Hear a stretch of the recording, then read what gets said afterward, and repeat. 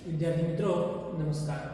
आज आपण इयत्ता 7वी विषय सामान्य विज्ञान घटक 13वा बदल भौतिक व रासायनिक या पाठामध्ये आपण पुढचा उपघटक पाहणार आहोत, तो म्हणजे आवर्ती व अनावर्ती बदल। हा आवर्ती बदल म्हणजे काय, अनावर्ती बदल म्हणजे नेमकं काय, याबाबत आपण थोडीशी माहिती घेऊया। आता आपण पाठाच्या अगोदरच्या भागामध्ये बघितलं भौतिक बदल म्हणजे काय, रासायनिक बदल म्हणजे काय, त्यासोबतच कायमस्वरूपी असणारे बदल कोणते, नैसर्गिक बदल कोणते, भौतिक बदल कोणते, याबद्दल आपण माहिती घेतलेली आहे। आता याच्यामध्ये आवर्ती बदल म्हणजे नेमकं काय याबद्दल थोडीशी माहिती घेऊया किंवा त्याची उदाहरणं आपण समजून घेऊया। बघा, काही ठराविक कालावधीनंतर पुन्हा पुन्हा घडून येतात अशा बदलांना आवर्ती बदल असे म्हणतात। बघा, आवर्ती बदल म्हणजे काय, याच्यामध्ये थोडीशी टाइम मर्यादा किंवा वेळेची मर्यादा असते। काही ठराविक वेळेने काही ठराविक बदल हे पुन्हा पुन्हा वारंवार घडत असतात, अशा बदलांना आवर्ती बदल असे म्हणतात। बघा, मी काय सांगितलं आहे, आवर्ती म्हणजे आवर्ती थोड्या वेळानंतर जी काय वेळेनंतर जो काही बदल घडून येत असतो त्याला आवर्ती बदल असं म्हटलं जातं। आवर्ती बदल म्हणजे काय लक्षात घ्यायचं आहे, थोड्या थोड्या वेळाने जो काही बदल निर्माण होत असतो किंवा जो बदल घडतो त्याला आवर्ती बदल असे म्हणतात। हा कशा स्वरूपाचा असतो, त्याची उदाहरणं म्हणजे काय हे थोडक्यात मी तुम्हाला सांगतो। समुद्र असेल, समुद्र तुम्ही पाहिला असेल, समुद्रामध्ये भरती ओहोटी चालू असते। भरती म्हणजे काय, समुद्राचं पाणी पूर्ण किनाऱ्यावर येणं आणि पुन्हा ओहोटी म्हणजे पुन्हा आत जाणं। ही भरती ओहोटीची क्रिया, हा जो काही बदल आहे हा बदल सुद्धा आवर्ती बदलामध्ये हा समाविष्ट होत असतो। म्हणजे काय, तर आवर्ती बदलामध्ये थोड्या थोड्या वेळाने जो काही बदल घडून येत असतो तर त्याला आवर्ती बदल असं म्हणतात। ही बाब लक्षात ठेवायची आहे। वाटलं तर आपण या ठिकाणी लिहून घ्यायचं आहे।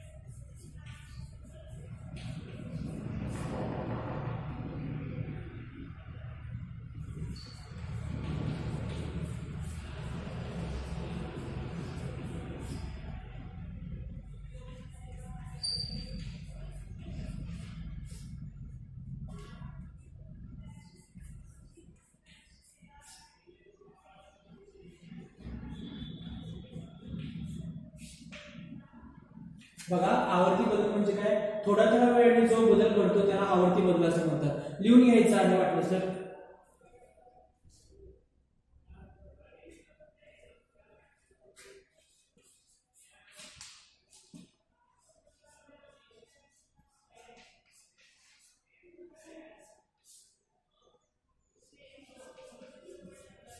समुद्राची लाटा,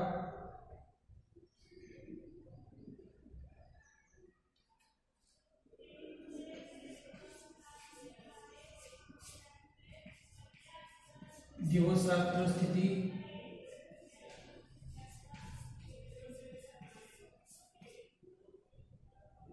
बघा आवर्ती बदल म्हणजे काय हे पुन्हा सांगतो मी या ठिकाणी। आवर्ती बदल म्हणजे थोड्या थोड्या वेळाने जो बदल घडतो त्याला आवर्ती बदल असं म्हणतात। उदाहरणार्थ समुद्राच्या लाटा, समुद्राच्या लाटाचं म्हणजे काय उदाहरण दिलं, समुद्रात भरती होत असते किंवा ओहोटी होत असते, हे थोड्या थोड्या वेळाने ही घटना घडत असते, याला समुद्राच्या लाटा असं म्हणतात किंवा हेच उदाहरण याच्यामध्ये येत आहे। दिवस रात्र स्थिती, दिवस व रात्र, दिवसा हा सूर्य उगवणार आहे व रात्रीच्या वेळेला सूर्य मावळणारच आहे।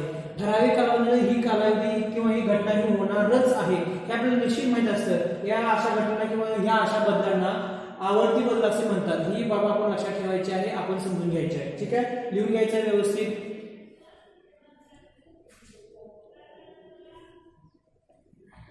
यानंतर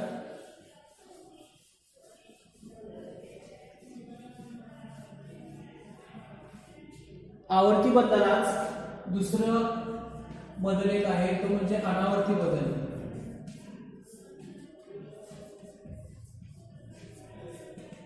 अनावर्ती बदल, आता या अनावर्ती बदलामध्ये काय म्हटले बघा, दोन्ही मधील एखादी घटना घडून गेल्यानंतर पुन्हा दुसरी घटना घडेलच का किंवा ठराविक कालावधीनंतर घडणारच का हे असं शाश्वतपणे किंवा शक्यपणे सांगता येणार नाही। अशा बदलांना किंवा अशा घटनेला अनावर्ती बदल असे म्हणतात। बघा, बघा पहिल्यांदा आपण व्याख्या समजून घेऊया. व्याख्या समजून घेतल्यानंतर त्याची उदाहरणं म्हणजे काय, उदाहरणं कोणकोणते हे समजून घेतल्यानंतर आपला अनावर्ती बदल नेमकं काय हे आपल्याला लगेच लक्षात येईल. ठीक आहे, लिहून घ्यायचं आहे अनावर्ती बदल.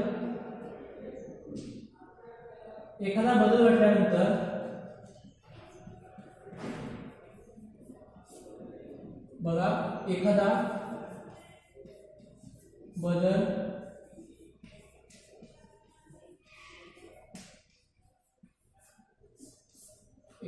घडल्यानंतर तो पुन्हा कधी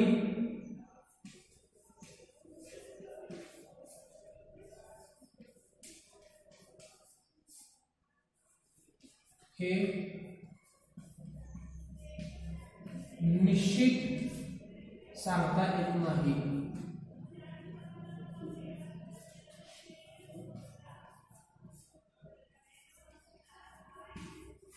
अशा बदलाला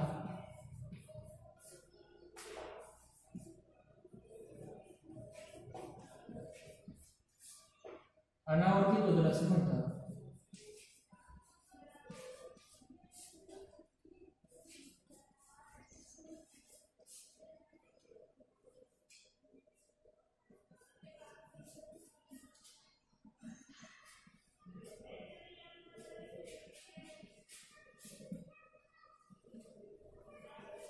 बघा अनावर्ती बदल म्हणजे काय, एखादा बदल घडल्यानंतर तो पुन्हा कधी घडणार हे निश्चित सांगता येत नाही.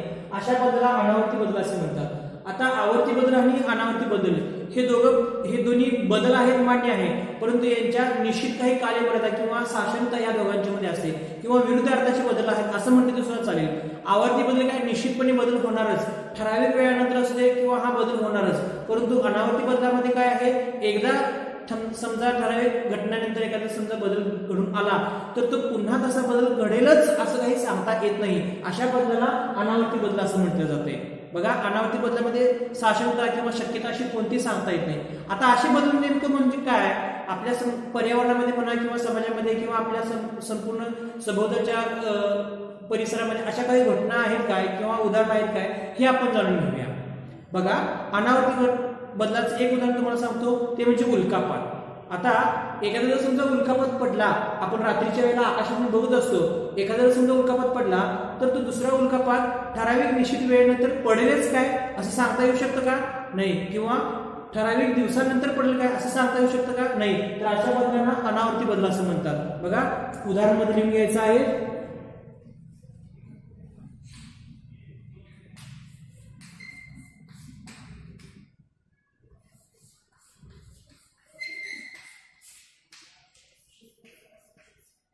उल्कापात होणे,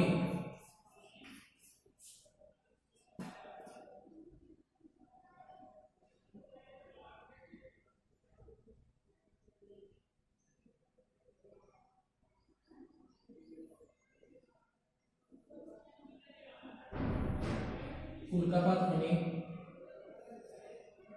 पूर येणे,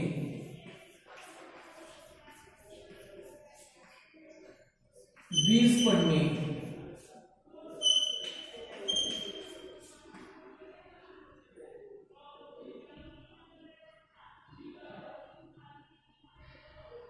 या ठिकाणी काही उदाहरण दिली आहेत, बघू शकता आपण.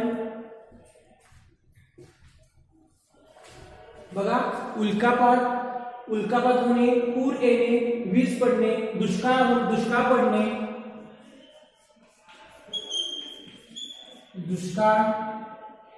वीज पडणे किंवा भूकंप.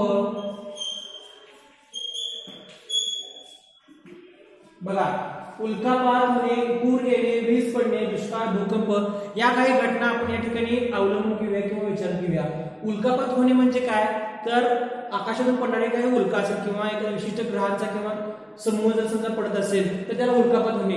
हा दुसरा उल्कापात होतोच का असं सांगता येत नाही, त्याला अनावर्ती बदल म्हणायचं. पूर येणे, 2021 ला पूर आलता, परंतु 20 ला तशाच पद्धतीचा आला का, नाही, कारण का थोडीशी तीव्रतेची कमी होती. 2021 ला येईलच का असं सांगता येईल का, नाही. तर बघा वीज पडणे, रात्रीच्या वेळेला जर समजा कडकडाट होत असेल तर त्यावेळेला काय होते, वीज पडते. तशी वीज दुसऱ्या दिवशी पडेलच का असं सांगता येऊ शकतं का, नाही. तर त्याला सुद्धा अनावर्ती बदल असं म्हणतात. दुष्काळ, 1972 साली ज्यावेळेला मोठा दुष्काळ पडला होता तशा स्वरूपाचा दुष्काळ पडलेला आहे का? त्या स्वरूपात असेल, परंतु तसा होता का? नाही आहे. त्यासोबत भूकंप म्हणजे काय?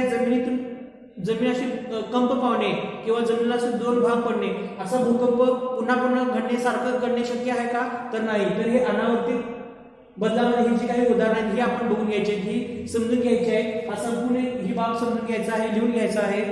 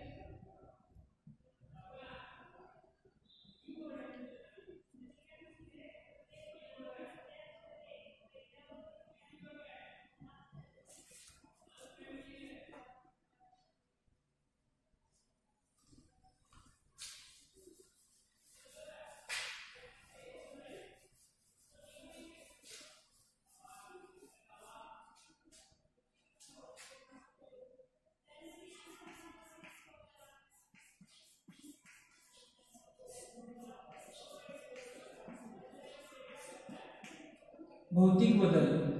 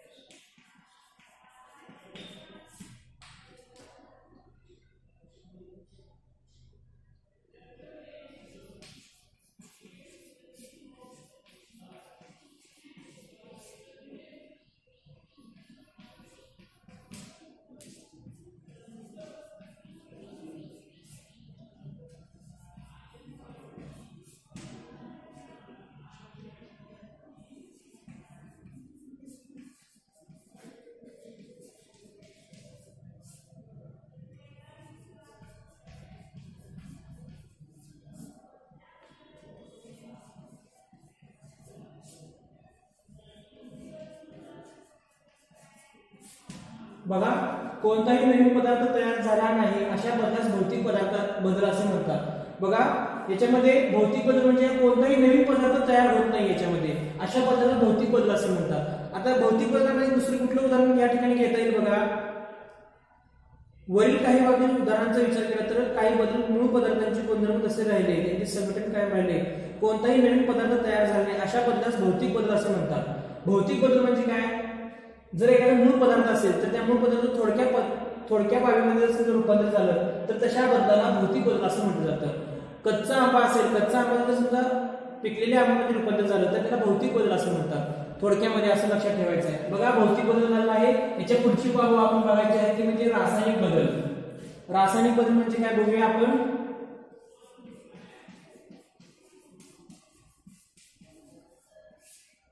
रासायनिक बदल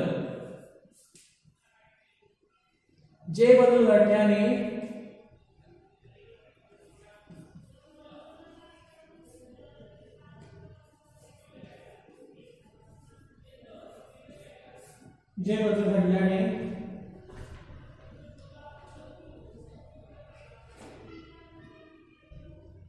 मूळ पदार्थांचे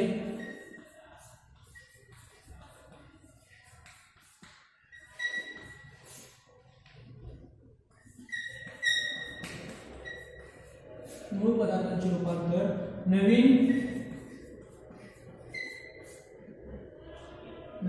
व वेगळ्या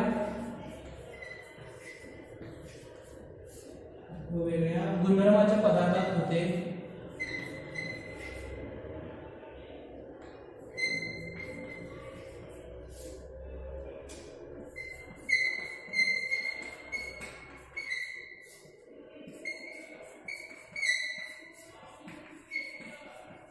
त्याला रासायनिक बदल असे म्हणतात.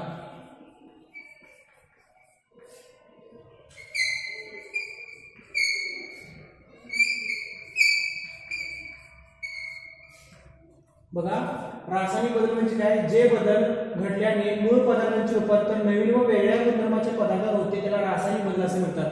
भौतिक बदलामध्ये काय आहे तेच पदार्थ राहतात, परंतु रासायनिक बदलामध्ये काय होतं त्याच्या मूळ स्वरूप काय होतं थोडंसं बदललं जातं, दुसऱ्या पदार्थात किंवा दुसरे गुणधर्म असणाऱ्या पदार्थामध्ये त्याचं रूपांतरण होतं. हाच बदल आहे रासायनिक बदल आणि भौतिक बदलामध्ये. बघा रासायनिक बदलाची व्याख्या किंवा स्पेसिफिकेशन काय दिलं आहे, जे बदल घडल्याने मूळ पदार्थांचे रूपांतर नवीन व वेगळ्या गुणधर्माच्या पदार्थात होते त्याला रासायनिक बदल असे म्हणतात. लिहून घ्यायचं आहे. त्याला केमिकल चेंज असं सुद्धा म्हटलं जातं. केमिकल चेंज बघा केमिकल चेंज म्हटलं जातं, त्याला लिहून घ्यायचं आहे. आता मी तुम्हाला काही एक छायाचित्र या ठिकाणी दाखवत आहे. या छायाचित्रामध्ये पहिलं छायाचित्र आपण बघायचं आहे. या ठिकाणी आपण पहिलं छायाचित्र बघू शकतो. बघा कच्चा आंबा आहे. कच्च्या आंब्याचं रूपांतरण पिकलेल्या आंब्यामध्ये झालेलं आहे, म्हणजे या ठिकाणी थोडासा बदल झालेला आहे. बदल कुठला झाला हे आपण बघायचं आहे. त्यानंतर या ठिकाणी एक प्लेट दिली आहे.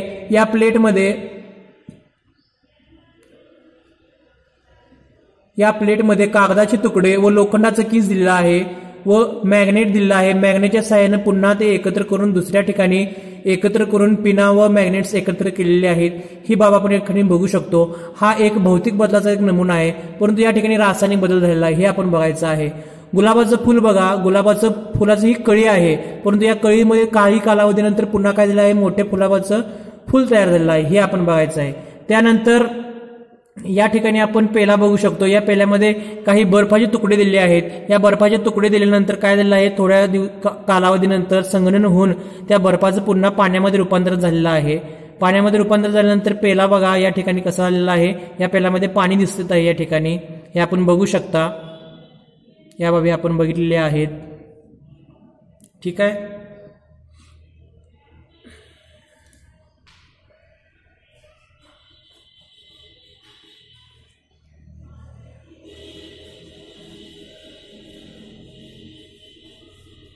आता आपण या संदर्भात आणखी थोडीशी माहिती पाहूया. बघा द्रवाची बाष्प होण्याची क्रिया म्हणजे बाष्पीभवन. जर समजा द्रव असेल किंवा पाणी जर समजा असेल, उष्णतेची जर समजा किंवा सूर्यकिरणाची जर समजा किरण त्याच्यावर पडली तर त्याची काय होतं, बाष्प होण्याची क्रिया होते किंवा बाष्पीभवन व्हायला लागतं. ते पाणी काय होतं, बाष्प होऊन पुन्हा आभासी होऊन जातात, म्हणजे पाऊस पडण्याची जी क्रिया होते ही क्रिया या ठिकाणी होते. कपडे वाळणे, समुद्राच्या पाण्यापासून मीठ तयार करणे हे बाष्पीभवनाने शक्य होते. जलचक्रामध्ये आपण विविध क्रिया अभ्यासल्या आहेत. त्या कोणत्या, त्या क्रिया होत असताना पाण्याचे मूळ गुणधर्म बदलले का. मागील इयत्तेमध्ये आपण विरघळणे, उत्कलने किंवा विलयन या क्रियांचा अभ्यास केला. या सर्व क्रिया ही भौतिक बदलांची उदाहरणे आहेत. भौतिक बदलांची उदाहरणे म्हणजे काय, याच्यामध्ये मूळ स्वरूप हे आहे असं जातं, फक्त काही चेंजेस होतात. आता बाष्पीभवन क्रियेमध्ये काय होतं, फक्त पाणी, या पाण्याच्या बाष्पीभवनामुळे काय होते, वाफ होते व पुन्हा ढगामध्ये रूपांतर होतं आणि पुन्हा पाऊस पडतो. ही क्रिया किरकोळ स्वरूपामध्ये ही थोडक्यात चालू असते. या बाबी आपण उत्खनन किंवा संगणन किंवा बाष्पीभवन याच्यामध्ये आपण पहिलो आहोत.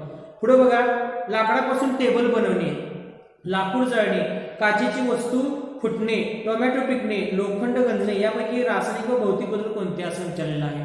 आता लाकडापासून टेबल बनणे हा एक विशिष्ट स्वरूपाचा एक भौतिक बदलच आहे. लाकूड हे मूळ स्वरूपाचं आहे, पण त्याला आपण काय करतो, विशिष्ट प्रकारे आकार देतो. त्याला घर्षण काम असू दे किंवा कट करणे अशा बाबीने काय होतं, भौतिक बदल याच्यामध्ये रूपांतर करून आणतो. त्यानंतर लाकूड जाळणे, लाकूड जाळल्यानंतर मात्र त्याच्यामध्ये रासायनिक बदल होतो. लाकूड जाळल्यानंतर काय होतं, त्याच्यामध्ये विशिष्ट प्रकारचे केमिकल्स त्याच्यामध्ये मिसळले जातात.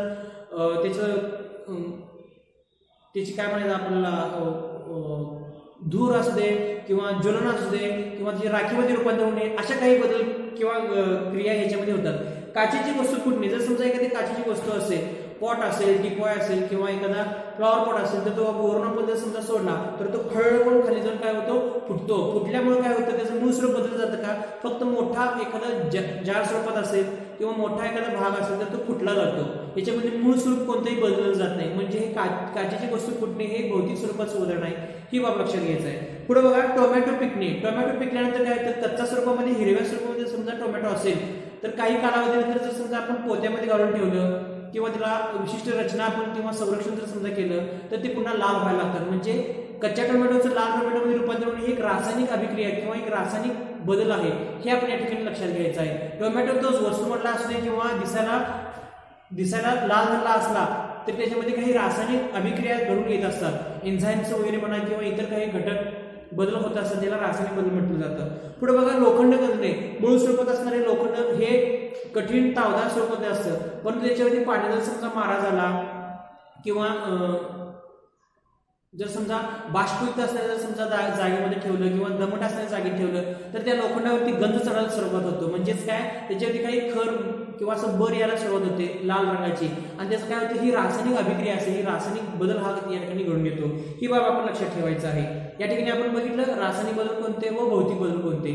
रासायनिक बदल करत असताना याच्यामध्ये मूळ रचनेमध्ये भरपूर असं बऱ्यापैकी प्रमाणामध्ये बदल होऊन येत असतो रचनेमध्ये, मूळ रचनेमध्ये, परंतु भौतिक बदलामध्ये काय आहे, मूळ रचनेमध्ये कोणताही बदल घडून येत नाही. त्याच्यामध्ये ठराविक विशिष्ट भाग वेगळा होतो किंवा त्याला थोडासा आकार दिला जातो. ह्याच या दोन बाबी या ठिकाणी आपण समजून घ्यायच्या, लक्षात ठेवायच्या आहे.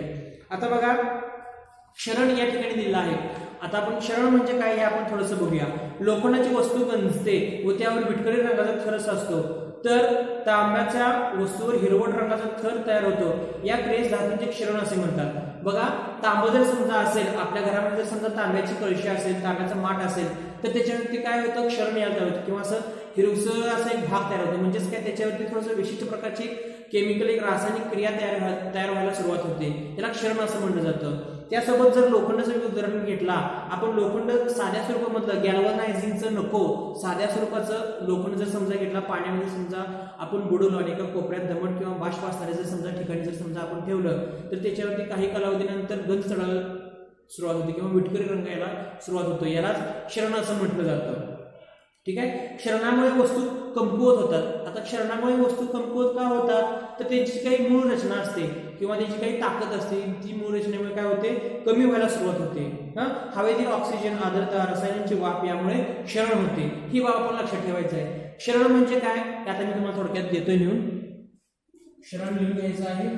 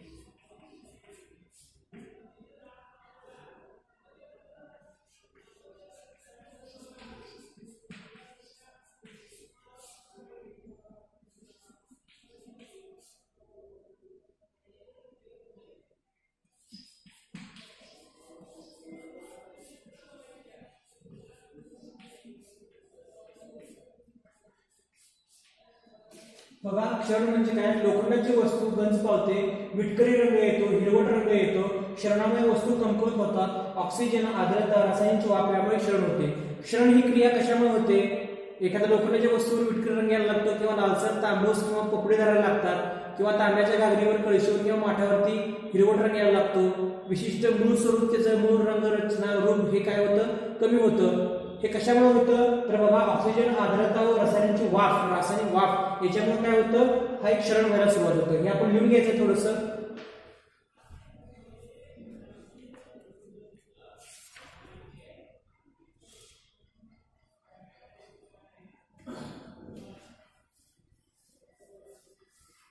तर आता आपण ह्या पाठाच्या थोड्याशा शेवटच्या भागाकडे आपण जात आहोत. बघा, बदलांचे वर्गीकरण करताना जसा एका वेळी एकाच निकषाचा विचार होतो तसाच एका बदलाचा वेगवेगळ्या निकषावरही विचार करता येतो. वेगवेगळे निकष करून आपल्याला बदल करता येऊ शकतात. आता याच्या पुढे जाऊन थोडंसं बघूया, क्षरणाच्या बाबत आपण थोडासा अभ्यास करूया. क्षरण रोखण्यासाठी लोखंडी वस्तूवर जस्ताचा पातळ लेप लावतात, त्याला गॅल्व्हनायझेशन असे म्हणतात. तांब्या पितळेच्या भांड्यांना कथिलाचा लेप देतात, त्याला आपण कलही करणे असे म्हणतो. बघा, क्षरण क्रिया जर समजा रोखायची असेल किंवा लोखंडाला जर समजा भरपूर काल मर्यादा जर समजा आपण द्यायची असेल किंवा जर समजा टिकवून ठेवायचं असेल तर त्याला गॅल्व्हनायझिंग करणे असं म्हटलं जातं. गॅल्व्हनायझिंग म्हणजे काय? तांब्याच्या वस्तूवरती किंवा लोखंडाच्या वस्तूवरती तांब्याचा थोडासा मुलामा दिला जातो. आता ह्याचं एक उदाहरण समजा तुम्हाला द्यायचं असलं तर लोखंडाचे काही ब्रिजेस किंवा लोखंडाचे काही रेल्वे स्टेशनवरती काय असतात, पोर्चेस वगैरे बांधलेले असतात, भरपूर कालावधीपासून हे टिकलेले असतात. कारण का? तर त्याच्यावरती गॅल्व्हनायझेशन क्रिया केलेली असते. म्हणजे लोखंडाला तांब्याच्या पातळ पाण्यामध्ये बुडवलं जातं व त्याच्यावरती रासायनिक प्रक्रिया करून त्याचे बांधकाम केलं जातं किंवा बांधकामासाठी त्याचा वापर केला जातो. म्हणून हे भरपूर वर्षापर्यंत रेल्वेचे काही ब्रिजेस असतील किंवा काही वस्तू उपकरणे असतील हे टिकले जातात. हे क्षरणावरती उपाय म्हणून केलं जातं. त्यासोबतच तांब्याचे काही किंवा वस्तूगिरी असेल तर त्यांना कलही केले जातात. आता कलही करण्याचे प्रकार काही प्रमाणामध्ये कमी झाले आहेत, परंतु आम्ही ज्यावेळेला लहान होतो त्यावेळेला कलही करणारे काही वयस्कर लोक यायचे व त्यावेळेला जमिनीमध्ये एक विशिष्ट प्रकारचा धुराडा काढून त्याच्यावरती एक भांड ठेवून त्याला असं कलही केलं जायचं. कलही करण्याची क्रिया जर समजा आपण युट्यूबवरती जाऊन बघितला तर आपल्याला भरपूर त्याची माहिती मिळेल. तर कारण का? ही क्षरणक्रिया रोखण्यासाठी वस्तू किंवा भांडी चांगल्या स्वरूपामध्ये राहावी, टिकावेत, वापरात याव्यात अशासाठी काही कलही करणे म्हणा किंवा गॅल्व्हनायझिंग करणे ही प्रक्रिया आपल्याला अवलंबावी लागेल. तंत्रज्ञानाच्या युगात पावडर कोटिंग सारखी नवीन पद्धती विकसित झाली आहे. पावडर कोटिंग मध्ये विविध रंगछटा असणारे लेप, लोखंड, अॅल्युमिनियम अशा विविध धातूवर दिले जातात, त्यामुळे क्षरण होत नाही. आता सध्या टेक्नॉलॉजी ही भरपूर स्वरूपामध्ये ही काय झाली आहे, भरपूर स्वरूपामध्ये अवलंबलेली आहे किंवा प्रगत झालेली आहे. ही प्रगत टेक्नॉलॉजी काय करत आहे, कोणत्याही वस्तूचा एका विशिष्ट पद्धतीचा अभ्यास केला जातो. ड्रॉबॅक्स कोणते आहेत त्या ड्रॉबॅक्सवरती विशिष्ट मारा करून, त्या अभ्यासाचा मारा करून म्हणा किंवा ज्या ठिकाणी एखादी गोष्ट कमी पडत असेल तर त्या गोष्टीच्या ठिकाणी जास्तीत जास्त पद्धतीचा अवलंब करून ती क्षमता सुधारली जाते. लोखंडाच्या बाबतीत गॅल्व्हनायझिंग हे आले आहे. पावडर कोटिंग, आता जर समजा पत्र्यांचा आपण जर समजा विचार केला तर पूर्वीच्या काळी साधे पत्रे असायचे, परंतु हा ड्रॉबॅक्स काय होणार, चेपणे, वाकणे किंवा तांबरणे असे काही भागला. परंतु आता पावडर कोटिंगची पत्रे यायला लागली आहेत. पावडर कोटिंगची पत्रे आल्यामुळे त्याच्यावरती वाढणाऱ्याने जर समजा उडी मारली तरी सुद्धा चेपत नाहीये किंवा गंज वगैरे येत नाहीये. आपल्या पाहिजे त्या सर्वमध्ये त्याचे रंग, शेड्स आपल्याला मिळू शकतात. दिसायला देखील चांगलं झाले आहे. ही कशाची किमया म्हणता येईल तर ही आपल्याला तंत्रज्ञानाची किमया किंवा बदल हे आपल्याला काय म्हणता येईल. आपल्याला जर समजा बाहुबलीतून जर समजा आपण नेज व नेज पासून जर समजा हात पुढे जाताना बालाजी स्टील असेल किंवा घोरपडे स्टील्स असेल किंवा पटेल स्टील्स असेल त्या ठिकाणी पावडर कोटिंगचे पत्रे कसे असतात आपल्याला त्या ठिकाणी बघायला मिळू शकतील. पावडर कोटिंगचे काही कारखाने सुद्धा आता मोठ्या स्वरूपामध्ये निघालेले आहेत. तंत्रज्ञानाचा वापर करून त्याच्यावरती रासायनिक अभिक्रिया करून लोखंडाच्या पदार्थांचा किंवा तांब्याच्या पदार्थांचा, वस्तूंचा क्षरणापासून बचाव केलेला आहे. या बाबी आपण लक्षात ठेवायच्या आहेत. ठीक आहे, तर बघा मी तुम्हाला स्वाध्याय देत आहे.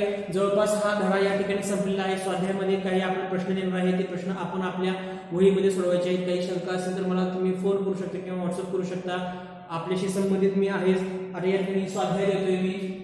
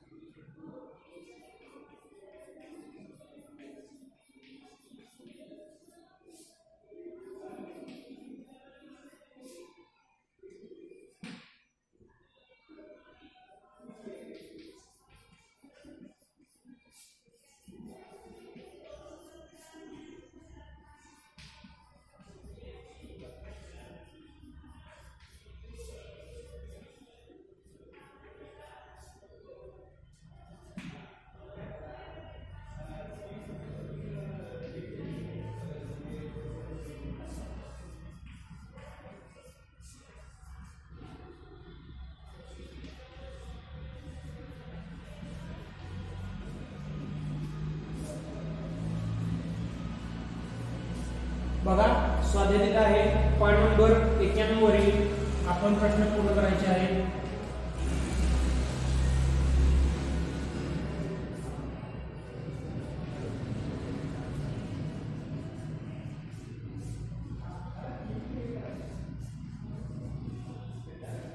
बघा पॉईंट नंबर 91 वर प्रश्नोत्तरे आपण पूर्ण करायचे, लिहून घ्यायचं व्यवस्थित सगळं.